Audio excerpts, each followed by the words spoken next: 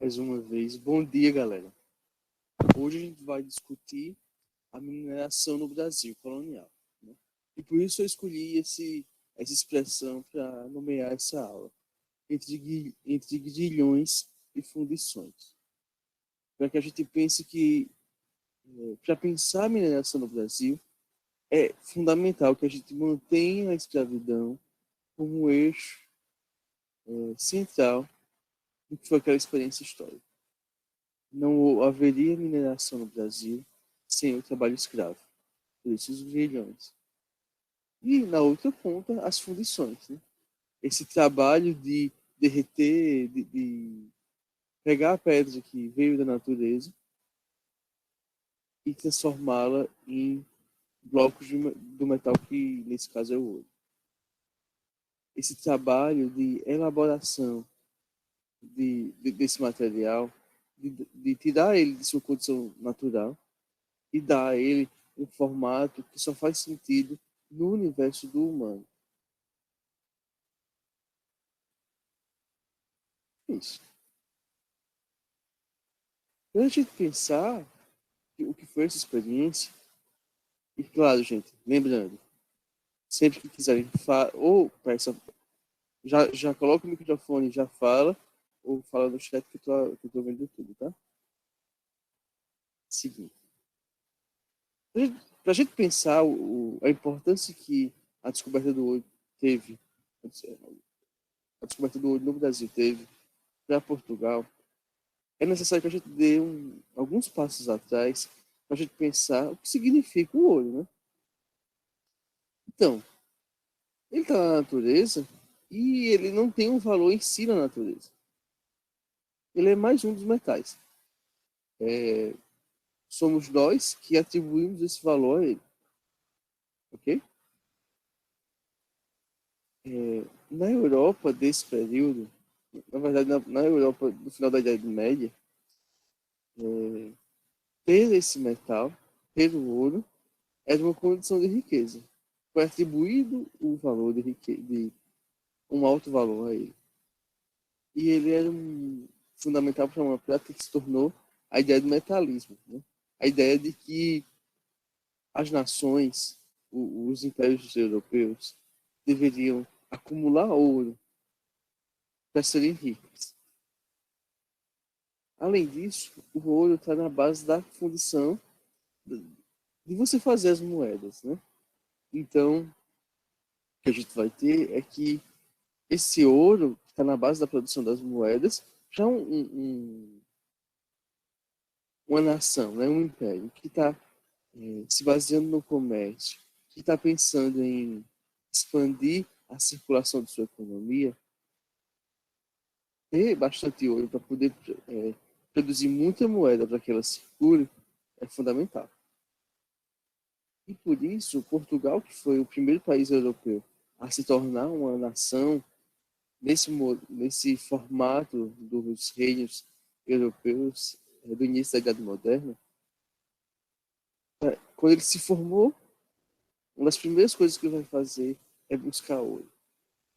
Junto das navegações, da compra e venda de especiarias, todo aquele trabalho que que vocês discutiram com o professor anterior, de Portugal se constituindo como o primeiro país a se lançar no comércio atlântico. E aí, quando ele faz isso, ele vai para a África, e uma das primeiras relações que ele vai estabelecer é com o reino do Mali, o reino de Gana, do qual o reino do Mali está dentro. Porque esses reinos africanos, eles vão possuir ouro e vão comercializar ouro. Então, o europeu começa a comprar e vender ouro e outras mercadorias. Inclusive, gente, já ali no século, vamos dizer assim, 14 para 15, tirando o ouro africano, levando para Portugal, nas relações comerciais que ele tinha com esses reinos. E aí, o fato de Portugal ser uma economia comercial, necessitar desse ouro para fazer suas moedas, vai alimentar esse desejo. manter, né, por garantir cada vez mais ouro. Aí quando a gente tem, e aí aqui é uma revisão, né, a gente já viu tudo isso. Quando a gente tem a chegada dos europeus aqui na América, a gente vai ter duas configurações em relação à economia. Enquanto que a América Espanhola, ela trabalha com... Ela encontrou duas civilizações que já tinham relação com o metal e com alguma agilidade, já no século XVI, a Espanha passou a explorar o ouro asteca e a prata dos Andes, né, do Império Inca. Por exemplo, a gente vai ter uma experiência como a região do Potosí, na Argentina, que você tinha uma montanha e em 2 séculos ela se tornou uma cratera. A montanha foi removida, as montanhas de prata de Potosí foram levadas inteiras. Né? Claro, não foram levadas inteiras, né? Ela foi sendo removida, ao ponto que ficou só o buraco na região da prata de Potosí. Então, enquanto que a América Espanhola, com alguma rapidez, ela identificou os metais preciosos nos seus domínios e passou a viver disso, a América Portuguesa não teve, digamos, a mesma sorte no Brasil. Desde os primeiros contatos, porque o português está o tempo todo pensando em ouro, cadê o ouro? Desde a Carta de Caminha, já se fala que aparentemente não há entre os povos do Brasil o domínio sobre o ouro. Parece que não tem ouro por aqui. E por isso, a América Portuguesa precisou investir em dois caminhos. No Brasil, como vocês já discutiram com o professor Paulo, explorou-se com o pau-brasil, com o açúcar e com a pecuária. Três bases econômicas que exigem a produção dessas mercadorias que vão entrar numa circulação, que é comercial, precisam da moeda para acontecer. Embora a gente também possa fazer isso por escândalo. Mas aí, perceba o que eu estou dizendo aqui. No Brasil, você não vai ter essa experiência que a gente teve na América Espanhola de rapidamente encontrar metais preciosos. Enquanto isso, a América Portuguesa manteve seu outro negócio, que inclusive era tão ou mais lucrativo que vir para o Brasil, foram as rotas comerciais que ele já fazia desde antes na África em direção às Índias. E aí, nessas rotas comerciais, ele manteve o seu comércio de especiarias, de tecidos e de escravos. Tanto com os índios africanos, né? Com os índios africanos, isso que eu mencionei, e também na busca de especiarias lá na Índia, levando para a Europa. Em ambos os casos, o que está em jogo aqui é que o mote da produção da riqueza na América Portuguesa, ele vem do comércio e da produção de mercadorias, diferente do caso da América Espanhola. Você já viu, né? Isso aqui é um mapinha do Tratado de Tordesilhas. No caso dos domínios portugueses, vocês já discutiram na discussão anterior que o Brasil foi dividido nas 15 capitanias.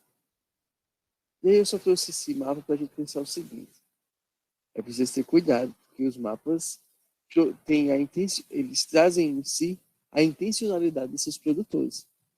E pode ser que a gente tenha, de algum modo, sido enganado com esses mapas. Em que sentido?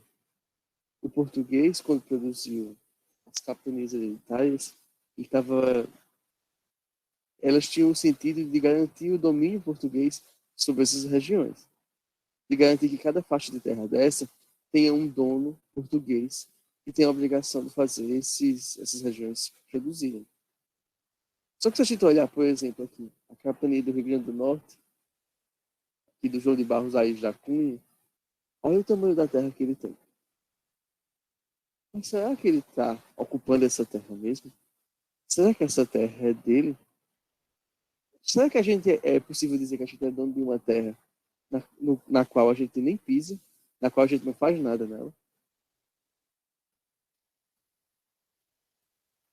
E aí eu comparo esse mapa que está dizendo o domínio português no Brasil com o mapa do século XVI de onde é que os portugueses efetivamente estavam.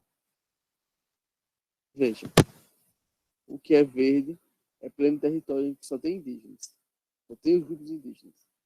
E os portugueses, que dizem que são donos de todas as terras, estão nesse espaço. Então veja que no caso do nosso querido aqui do Rio Grande do Norte, o João de Barros, veja o território que ele tem. Olha o território que ele diz que tem. Então, colegas, a expectativa não corresponde à realidade, né? Vamos fazer assim, vamos dar um tempo pro português expandir seus territórios, né? As coisas são difíceis. Vamos fazer assim, vamos dar um século para ele, para ver se ele consegue entrar no território. Demos um século. A mesma região. A gente vai ter, ó, tudo que é região amarela não tem domínio português. Então percebam que há uma dificuldade aí de ocupação do território. Certo? Aqui a gente aproveita e já percebe nesse mapa esse Brasil colonial se estabelecendo, a partir especialmente de três eixos. A produção de açúcar, a exploração das drogas do sertão, né, que é uma infinidade de, de plantas, de pomadas, de especiarias, de temperos, que vão estar aqui na relação dos portugueses com grupos indígenas e que vão ser a novidade chegando em Portugal.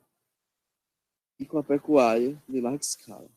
Inclusive, a gente olhar aqui no mapa, ó, já indica aí alguma existência, né, de circulação na região de Monteiro, aqui no Vale do Pajeú, no Vale do Piancó. A gente não deve dar muita importância para isso, porque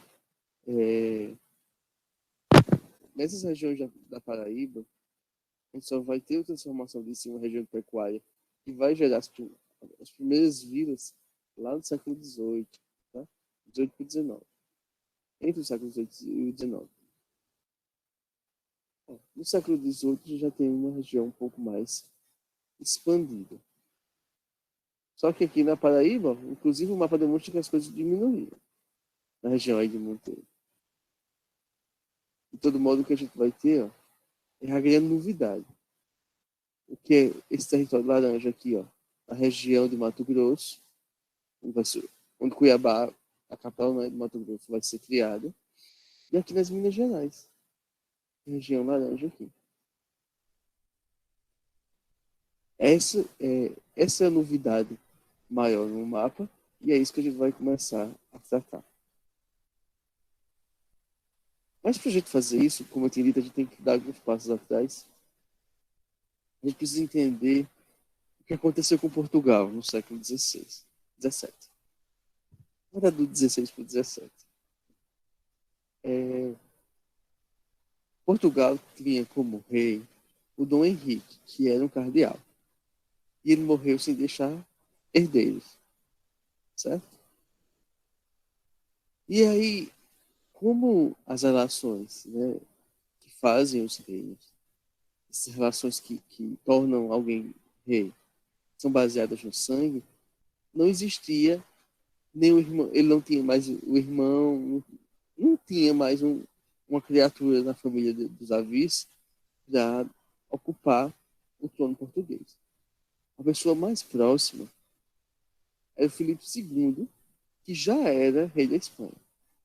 A gente precisa lembrar que esses casamentos que faziam as relações, né, entre as monarquias europeias são sempre os mesmos grupos, né? Todo mundo casando com todo mundo, mais ou menos de 4 ou 5 famílias. Então, o parente mais próximo é o rei espanhol, o Filipe II. E aí, ele que já era rei da Espanha, se tornou também rei de Portugal, criando assim a União Ibérica, né, que é tanto a Península Ibérica quanto os domínios dela se tornaram tudo domínio de Filipe II. Lembra, então, que a América Latina inteira é dele, né? Os domínios espanhóis e o Brasil. O comércio com a África, dele também. O comércio com a Ásia, né, com a Índia, dele também. Se tornou um império gigantesco. E aí, dentro desse império, que estava gerando riqueza por todos os meios, o Filipe II continuou, né, a Espanha continuou na sua exploração do ouro e da prata de suas colônias. As rotas comerciais que geravam os impostos, né, rotas comerciais que incluíam a compra e venda de gente, continuavam a acontecer lá na África e na Ásia. E aí, a gente vai ter uma questão que é, pô, investir na América Portuguesa vai dar muito trabalho para o Filipe II. Ele tem muitos domínios. Então, trabalhar com a colônia portuguesa não será uma prioridade dentro da União Ibérica. Beleza? Então lembre-se. Olha só, agora o Filipe II domina tudo isso que a gente estava discutindo de produção de riqueza.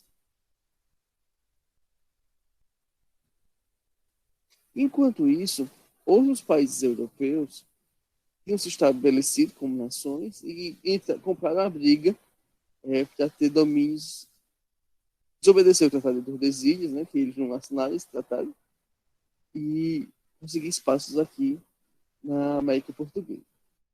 E aí o que a gente vai ter é o seguinte: tanto a França quanto a Holanda vão investir pesado em tentar conseguir o seu pedacinho de terra aqui na região que será o Brasil. Né? No caso da França, ela vai primeiro atacar a Baía da Guanabara, vai ocupar lá e vai passar 12 anos, né? E os portugueses conseguem retirar. E na sequência, algumas décadas depois, eles vão fazer o mesmo em São Luís do Maranhão e vão passar 3 anos lá. Então a França vai tentar, além de outras regiões em que eles também faziam negociações com grupos indígenas, inclusive aqui na Paraíba. Mas nesses dois espaços, eles ocuparam o território, fizeram cidades, vieram para morar. Enquanto isso, a Holanda, ela dominou a capitania de Pernambuco, que era a capitania mais rica, que é a capitania que mais produzia açúcar da América Portuguesa. E aí cabe a gente pensar que isso aconteceu por quê? Quando aconteceu a União Ibérica, Portugal passou a ser da Espanha. E a Holanda era inimiga da Espanha. Então, e Portugal antes era amigo da Holanda. Então, agora que está tudo sob domínio holandês, espanhol, explicar esse negócio. Espanha tinha uma guerra com a Holanda. Portugal era parceiro comercial da Holanda. Agora, Portugal é da Espanha. E já que a Holanda é inimiga da Espanha, agora ela também é inimiga de Portugal. Porque Portugal é da Espanha. Né? Está em união ibérica. Isso motivou os holandeses a ter meio que carta branca, né? Não mais preservar as boas relações que ele tinha com Portugal e dominar a capitania de Pernambuco. A esse respeito, eu vou postar um material para a aula assíncrona, tá certo? Com o fim da União, só que aí essa União Ibérica acabou, né? Lá no século XVII, a União Ibérica acabou e Portugal nunca mais foi o mesmo. Portugal, que até o século XVI era, a gente poderia inclusive dizer que a maior potência comercial da Europa, ela nunca mais vai ser a mesma. E aí vão acontecer alguns tratados, alguns acordos, em que o Portugal vai estar preocupado em ressuscitar, né? em se estabelecer, restabelecer suas forças.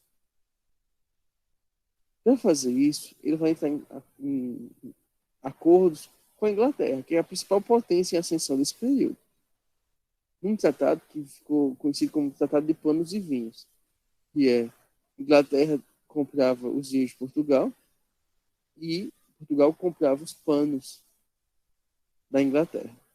Só que a Inglaterra vendia muito mais panos que Portugal vendia vinhos. Né? Então era um acordo desigual. A Inglaterra é a mais forte parceira econômica. Por que Portugal faz isso? Quando acaba a União Ibérica, ele está numa posição subordinada na geopolítica internacional. E aí, articular essa parceria, porque faz parte dessa lógica. É melhor ele fazer um acordo em que ele está numa posição desfavorável, do que ele não ter parceiros comerciais. Inclusive, esses parceiros comerciais também são parceiros políticos que vão poder te proteger no caso de um conflito. Quando, lá no final desse bloco de discussão que a gente vai ter, o Napoleão, o rei francês, atacar Portugal, é em nome de sua relação com a Inglaterra que Portugal vai buscar abrigo, vai buscar proteção nessa nação mais forte do ponto de vista militar, para se proteger. E aí o Dom João VI, né, que é o rei de Portugal, vai vir para o Brasil e isso vai transformar a história do Brasil. Né? O rei português vem para o Brasil sob proteção da marinha inglesa. As relações são tensas, complicadas. Negocia-se de economia e também política. É uma questão de geopolítica. Não é o tratado pelo tratado ou o acordo pelo o acordo. Quando as relações internacionais elas são feitas entre as nações, muito mais coisa está em jogo. Para decidir um lado, para garantir outro pedaço de outro. E por isso, quando a gente pensa isso, por exemplo, hoje, não faz muito sentido a gente ficar criticando, por exemplo, acordos comerciais em que, por exemplo, o Brasil constrói uma empresa ou um porto em um outro país. Esse tipo de negociação garante uma articulação política que faz da nação que investe uma nação que está articulada e está superior, vamos dizer assim, no acordo econômico. Está investindo nisso.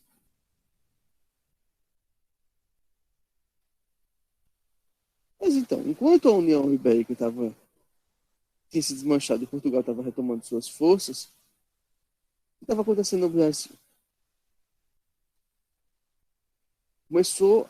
A Holanda começou a produzir açúcar nas Antilhas.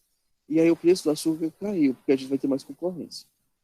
Enquanto isso, tanto os colonos quanto o rei de Portugal vai investir pesado nas entradas e bandeiras, ele não esqueceu, eles continuam querendo buscar uma nova riqueza para explorar aqui no Brasil.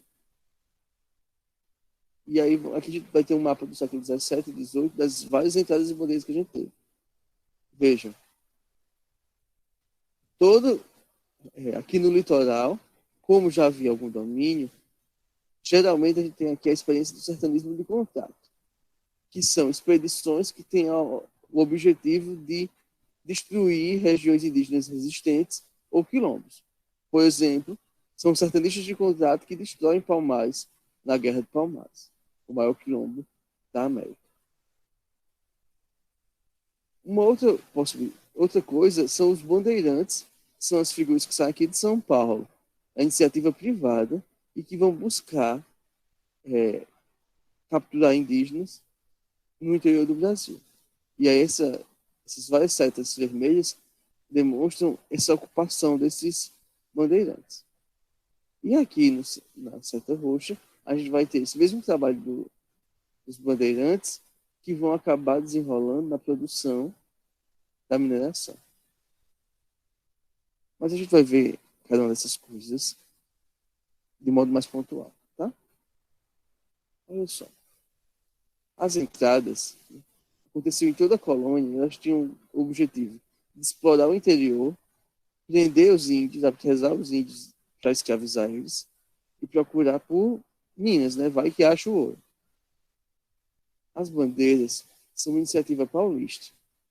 Tinham mais ou menos os mesmos objetivos: capturar e escravizar grupos indígenas, encontrar pedras e metais preciosos, e aí, ao mesmo tempo, eles ainda dão o desdobro de combater grupos indígenas que resistem e destruir quilombos.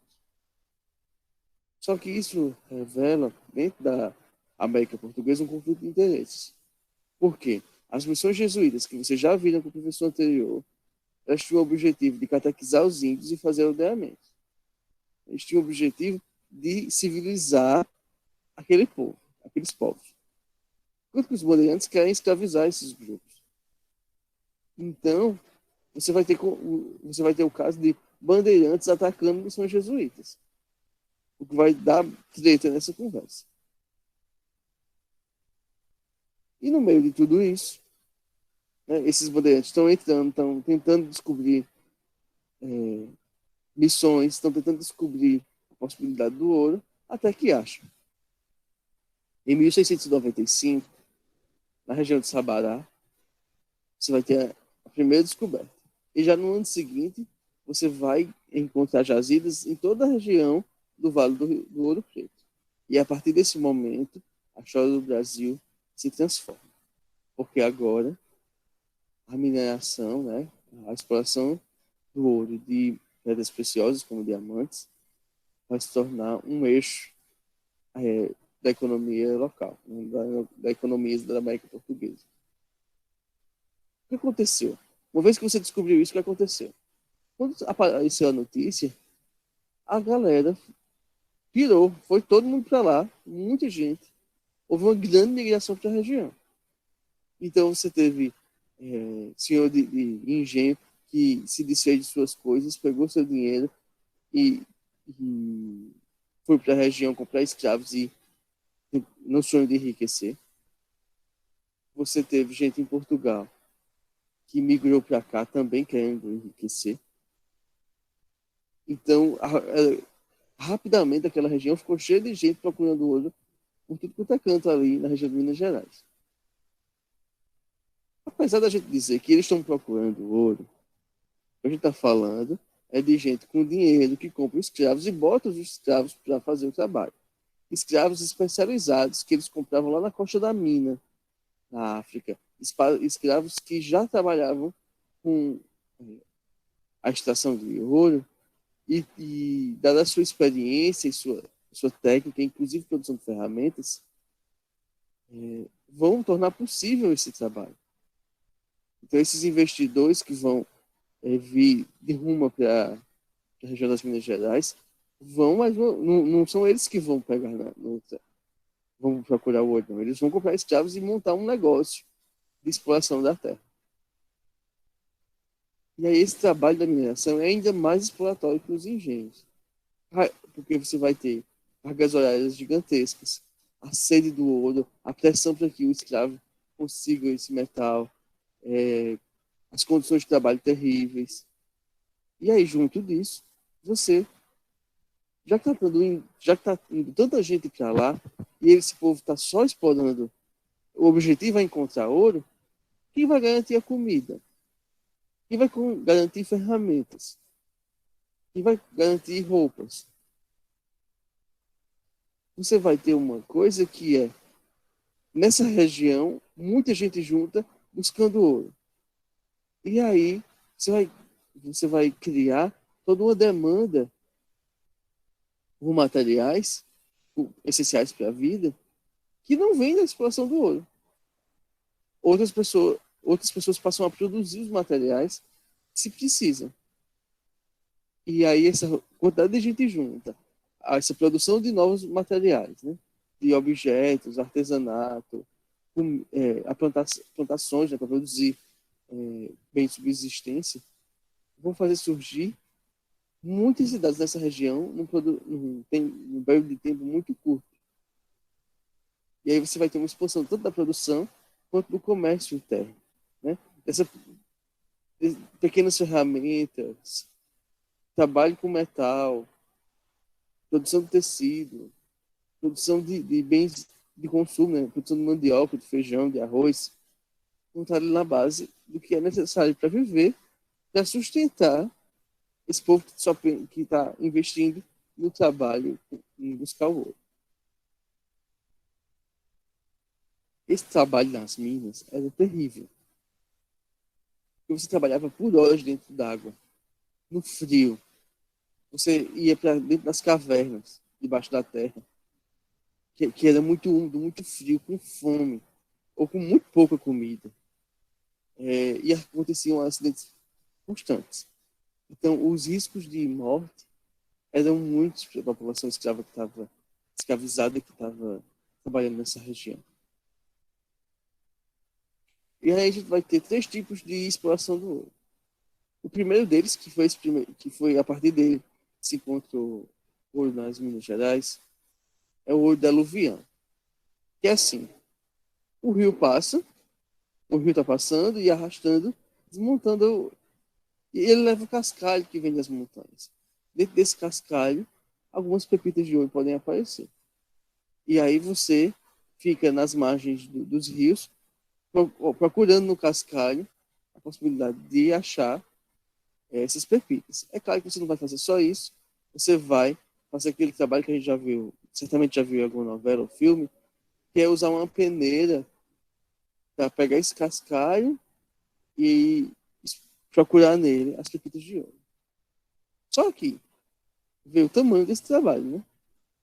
Com o tempo, tanta gente procurando, é cada vez mais difícil encontrar uma pedrinha de ouro, as pequenas pepitas de ouro, nas margens dos rios, porque está todo mundo procurando. Então, rapidamente, o ouro de aluvião meio que acaba.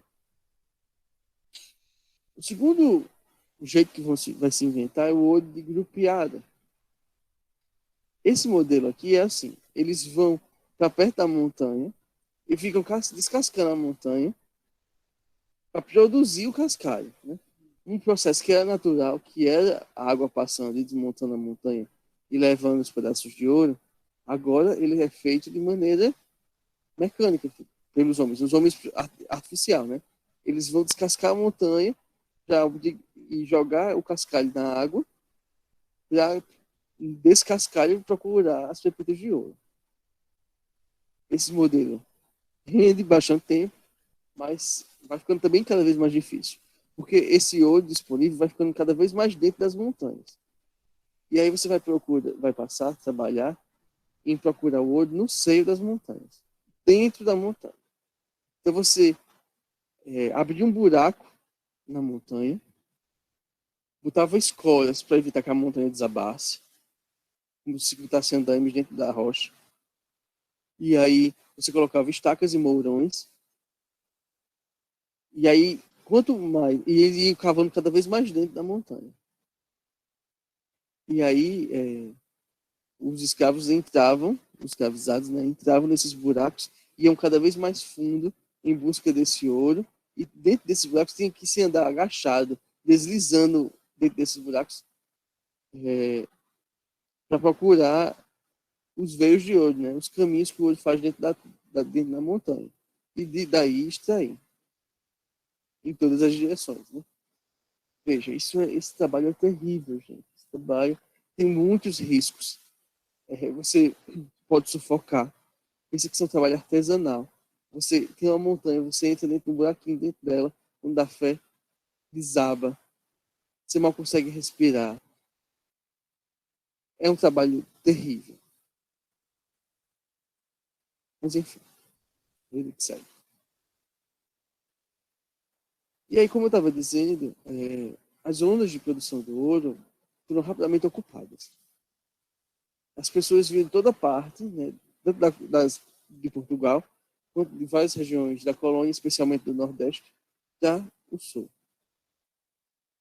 Quando tudo começou, os garimpos eram improvisados. Com o tempo eles foram se sofisticando, mas não tem essa sofisticação toda. Inclusive porque o foco é a exploração do ouro e não as condições de trabalho do escravo, né, do escravizado. Enfrentava esse problema de insuficiência dos gêneros alimentícios, porque tinha muita gente na região e a região não estava preparada para produzir tanta comida, né, tanto alimento, né? E daí o problema que eu já mencionei da fome, especialmente entre os grupos escravos. Nessa região, viveu-se o primeiro surto urbano na vida brasileira.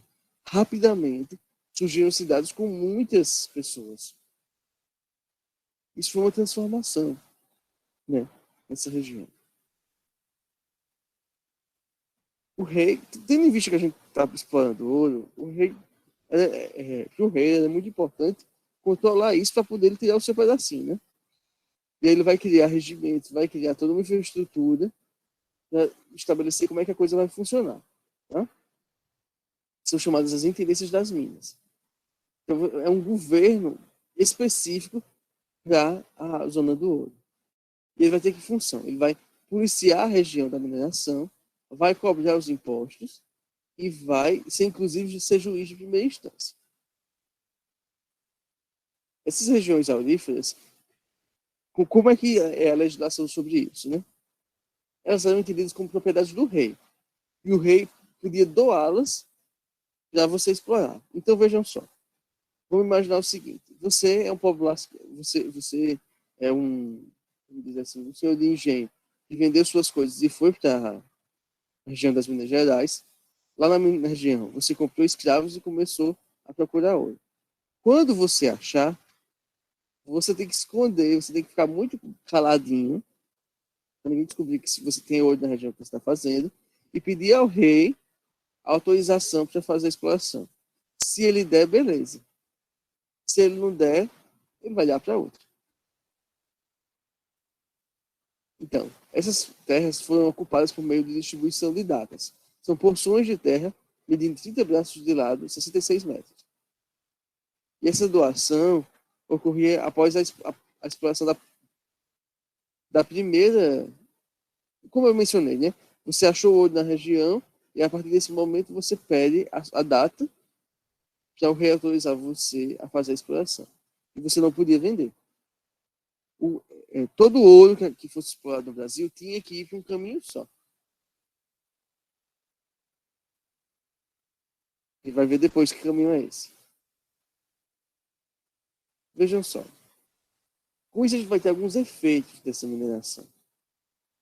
Quem é a pessoa que investe na mineração? É a pessoa que tem cabedal, que tem dinheiro. Porque os custos de investir nessa mineração vão ser muito altos, porque você tem que custear a compra desses escravos e a manutenção deles enquanto eles estiverem procurando esse ouro, né? Quem paga essa conta? Da comida que eles comem enquanto estão no ouro. E são dias, semanas, meses nesse trabalho sem achar nada. Então, precisam ter condições de extrair. Logo, ter escravos. Tanta gente lá naquela região transformou aquela região numa região mais dinâmica, né? Como eu já mencionei antes, tanta gente junta, vai exigir mais comida, vai existir mais materiais, e isso está na base da criação das cidades. E por mais que a gente pense que esse povo foi lá enriquecer, o lucro é muito pequeno, gente. Tem uma baixa produtividade. O que a gente vai ter não vão ser grandes pessoas muito ricas. O que a gente vai ter é todo mundo um pouco melhorzinho de vida porque conseguiu esse ouro, todo mundo, os senhores, né? Porque conseguiu com esse ouro ter um pouco, ter uma baixa riqueza, né? Seria essa expressão. Uma baixa princesa. A pessoa é menos pobre. Apesar de que no Brasil colonial, aquela criatura que é a menos pobre vai fazer toda a pompa e distinção de parecer ser a elite nacional, né? Mas isso é outros 500. Então, como é que o rei de Portugal fazia, né, para tirar o imposto do ouro? O formato mudava com o tempo. O primeiro modelo é o quinto, né, que é 20% do total de ouro que fosse explorado no Brasil já ia automaticamente para Portugal. E a gente vai ver como é que o Portugal fazia para impedir que se burlasse o sistema. Mas mesmo assim se burlava o sistema.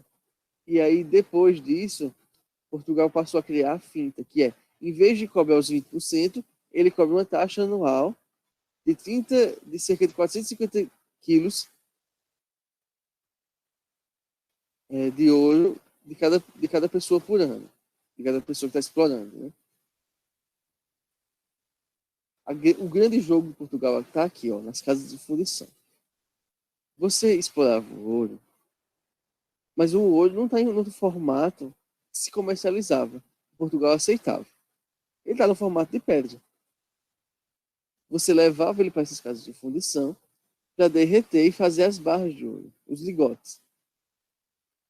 E aí, com isso, como você só podia comercializar ligotes, Portugal garantia que na casa de fundição mesmo já tirava o imposto. Era detido na fonte. Então, ó, para lá, todo o ouro extraído deveria ser levado e fundido em barras. Depois, deduzido a quinta parte, né, cobrando o imposto. Só depois disso é que podia se vender o ouro. É claro que as pessoas usavam outro jeito, né? Tem o santo do pau oco, você coloca o ouro dentro do santo e vende as peças. Enfim, tem mil maneiras de vocês fugir do sistema. Mas aqui é o jeito oficial de fazer. Aí meio que eu já estava mencionando que esses impostos, vão existir vários impostos simultâneos, né? Então, eles vão coexistir. Esse lucro com as Minas Gerais vai trazer junto disso, desse trabalho todo, todo um mecanismo que Portugal vai inventar, tá?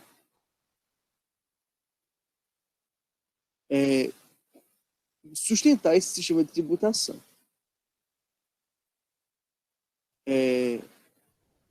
O quinto que eu estava falando, né, que a quinta parte, 20% do que se produzia, passou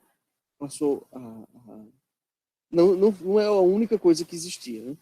Você também cobrava o imposto por cabeça de escravo. Você passou a como você precisa de muitos escravos para fazer a busca do ouro, você passava a cobrar cada escravo que você tinha, aumentando a quantidade de coisas que eram capazes de ser cobradas de imposto pelo rei de Portugal. Mesmo que mineradores, vai que tem alguns pequenos mineradores que não tinham escravos, que eles mesmos faziam, também se cobrava imposto sobre cada um. Porque, veja, Portugal está vendo essa brecha de riqueza, essa brecha de enriquecimento, e em cima disso eles enfiam a faca para cobrar o imposto, para sustentar, levantar o Império Português, que, como eu disse no começo da aula, estava fraquinho. Né? Ele tinha saído da União Ibérica numa posição subalterna. E aí, nesse universo da exploração do ouro, a gente vai ter três fases. De 1733 a 1748, você vai ter o auge da produção aurífera. Né? Então, lá do final da última década do século XVII, nos seus próximos 30 anos, você está começando a descobrir onde é que tem o ouro, fundando essas cidades, criando os caminhos para fazer o trabalho. E aí você vai ter o auge dessa exploração. Depois disso, já na segunda metade do século XVII, você... É 18, gente, não é 17 não. É 18, tá errado aqui. Depois da segunda metade do século XVIII, você vai ter... O volume de ouro vai diminuindo, né? Porque é um bem finito. Então vai ficando cada vez mais difícil fazer essa exploração. Até que na última década do século XVIII, a região está praticamente exausta. Muito mais difícil achar o ouro. E aí você vai viver de outros mecanismos econômicos que vão estar acontecendo em torno dessas cidades que surgiram com a mineração. Né? Vai se viver de pecuária, da produção de bens de subsistência, da produção de artesanato, enfim. Você vai viver de outras maneiras. E não a riqueza vai vir de outra região, de outras coisas. A gente vai ter algumas consequências desse surto minerador, né? Disso acontecer tão rápido. A gente percebe, ó, só um segundo. Se a gente pensar que na última década do século XVII se descobre o ouro, e na última década do século XVIII já está exausto, a gente vai ter um século de mineração no Brasil. Acabou-se. Diferente de um bem como o açúcar, por exemplo, que permanece até hoje, né? Sendo explorado basicamente nas mesmas regiões. De maneira praticamente ininterrupta, eu quero dizer.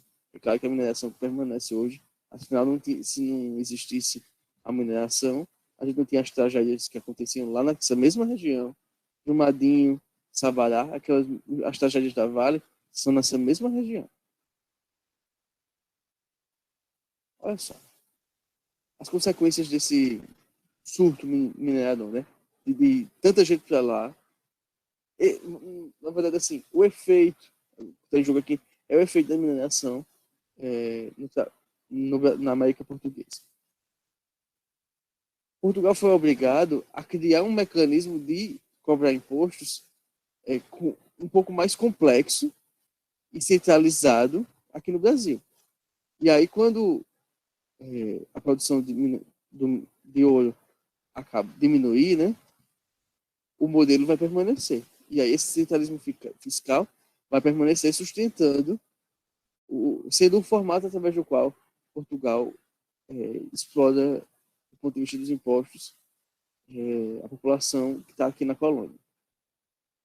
Além disso, as entradas de bandeiras, junto com a mineração, né, que estão cavando buracos no interior, né, fazendo com que se descubra o que existe no interior e expulsando grupos indígenas, escravizando, e tudo isso que a gente já falou, vai criar uma interiorização da colônia.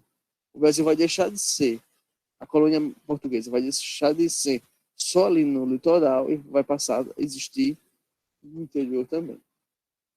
Você vai ter um aumento populacional, tanto porque tem gente migrando de Portugal, quanto porque se compra cada vez mais escravos, especialmente através do Porto do Rio de Janeiro. É aqui que o Porto do Rio de Janeiro vai ser o grande eixo de entrada de escravos, a partir desse momento, o grande eixo de entrada de escravos no Brasil, né, na América Portuguesa. E você vai ter apropriação também. Então, compra-se muito mais escravos, vem muito mais brancos para cá, e isso vai fazer um aumento populacional significativo. Além disso, vai acontecer um deslocamento do eixo, que era do Nordeste, na produção de açúcar, especialmente em Pernambuco, para o Sudeste. Tanto é que quando a gente pensa o seguinte, olha só, quando vocês viram isso na aula do professor Paulo, quando as capitanias hereditárias demonstraram que não não iam conseguir resolver a questão da ocupação no Brasil, a administração, instaurou o governo geral. E aí o governo geral foi para Salvador. Salvador é estratégica, no miolo, no meio do Nordeste, da costa litorânea, né? E permitia que essa administração tanto lidasse com as capitanias ao sul, quanto com as capitanias ao norte, né? Que aí são as capitanias do Nordeste. Agora, nesse momento, é mais estratégico você ter o Rio de Janeiro como capital, porque é lá que está acontecendo o grande eixo econômico, porque isso foi provocado pela mineração. E aí o Nordeste vai vai permanecer como produtor de açúcar, de algodão, mas não vai ser mais o eixo econômico da colônia. E por isso a capital sai de Salvador e vai para o Rio de Janeiro em 1763. E a gente vai ter algumas consequências disso, né? As consequências dessa transformação, né? Como eu estou dizendo. Olha só. Você vai ter alguma mobilidade social, né? Essas pessoas que iam... Vai que alguém encontrasse o ouro, ou a pessoa... uma quantidade significativa. Ela mudava de vida, de certo modo. Uma outra coisa é que, aqui na exploração aurífera, a pessoa escravizada tinha mais chance de conseguir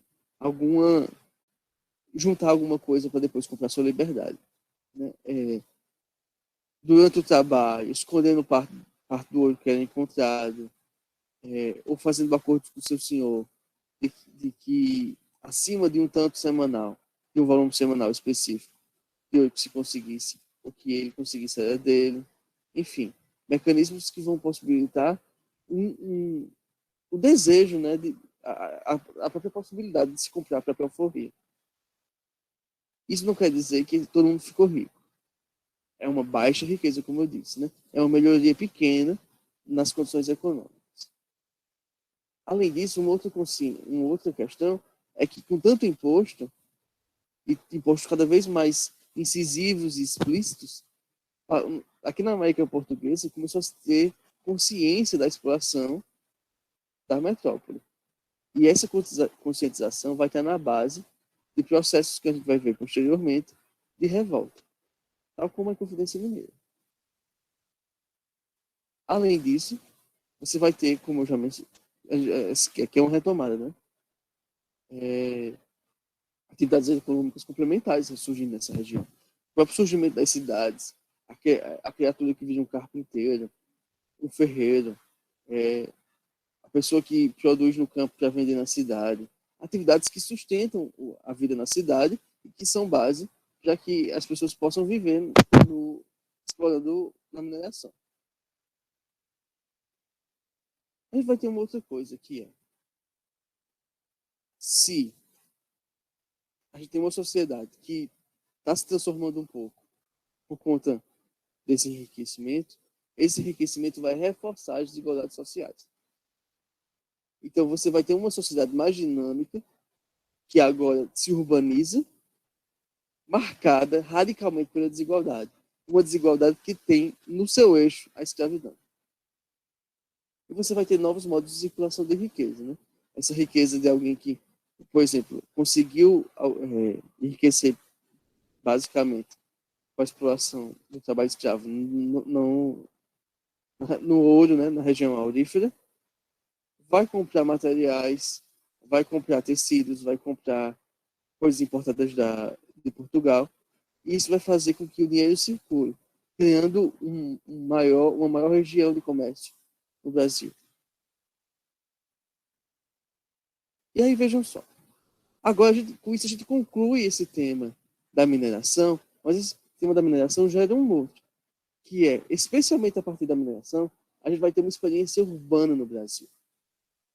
E foi nesse sentido que eu indiquei para vocês a leitura do Rodoviante Hostil, para a gente pensar qual a herança do formato dessas cidades coloniais, o tipo de relação que você tinha lá, inclusive essas cidades que são baseadas na produção de ouro, mas também cidades que surgiram, que se organizaram, né, na produção do açúcar. De modo geral, né, a cidade brasileira ela vai ser marcada por essa experiência que a Lúcia Leitão está discutindo. O texto que eu mencionei para vocês, que é o texto Quando o Ambiente Hostil. Então, para concluir esse debate, já que vocês já leram o texto, então vou falar disso bem rapidamente. Gente, olha só. No texto a gente tem uma distinção entre a casa e a rua. E aí a Lúcia vai dizer que no Brasil, lá na sociedade colonial, vai existir um horror e uma negação da rua, como esse lugar na cidade colonial em que os escravos circulam, em que os escravos carregam os dejetos, né? Visualize que, por exemplo, não existia esgotamento sanitário. Então, você fazia seus dejetos e os escravos carregavam nas costas em baldes, levando para fora da cidade. Essa cidade se tornou, essa rua se tornou esse espaço da circulação dos escravos, dos dejetos, das pessoas comuns, dos trabalhadores, que não combinavam com o formato das pessoas distintas os ricos, né, os donos de escravos. E aí, na casa, você tinha o familiar, né, aquilo que você conhece. Enquanto que na rua tinha isso, os excluídos da história estavam na rua. E aí a Lúcia vai dizer que, inclusive, a negociação com ouro, a negociação com açúcar, machado com café, tudo vai se dar dentro da casa das elites. Essa relação, então, os negócios, os encontros e as sociabilidades, né? Um acordo para você fazer um casamento, tudo no mundo vai acontecer dentro de casa. As pessoas não fazem nada na rua, não existe a ideia de um espaço público. é de você ocupar o espaço público. Aqui a gente tem um esquema de como é essa casa, né? Imagina, ó, aqui embaixo um armazém, aqui em cima a sala de visitas, e aqui uma escada para uma da sala de visitas, você pode chegar na sala de visitas. Nessa região, o senhor, o patriarca, né, o homem da história, vai receber comerciantes, vai tratar de coisas públicas. Então, veja, aquilo que precisava ser tratado de modo público acontece dentro de casa, num lugar específico. Enquanto que a família vive para dentro de casa, dos quartos e da cozinha. O resto da família fica lá, protegido da rua, porque até aquilo que aconteceria no espaço público acontece dentro de casa. Então, você cria essa região em que o público acontece dentro do privado e o privado fica mais privado ainda. Isso tem algumas implicações na construção das casas no Brasil. A Lúcia vai dizer que a casa brasileira e o apartamento, tudo isso vai ficar cada vez mais intenso, ela é voltada para dentro de si mesma. Ela não se abre para fora, ela tem medo do fora.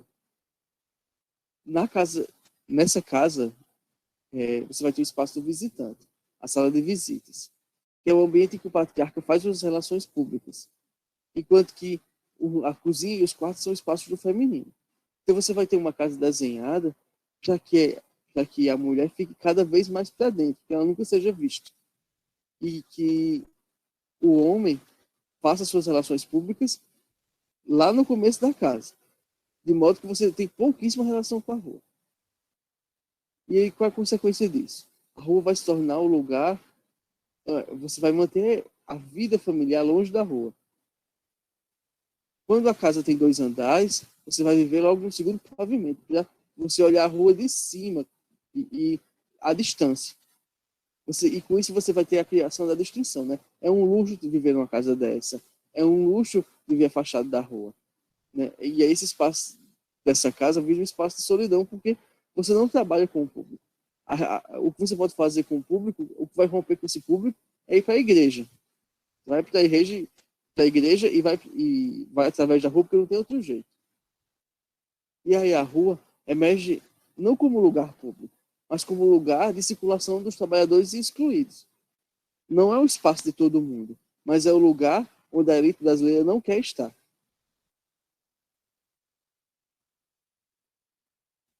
E aí ela vai falar, a Lúcia Leitão vai falar que então você vai ter um uso plebeu das ruas.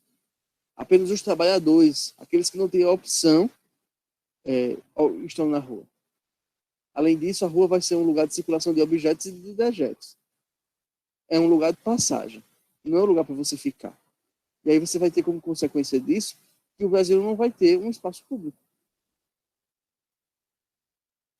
O Brasil não vai ter um espaço público, você não vai ter um investimento em grande escala, né, no Brasil, de espaços para a gente viver. Você não tem grandes parques nas cidades.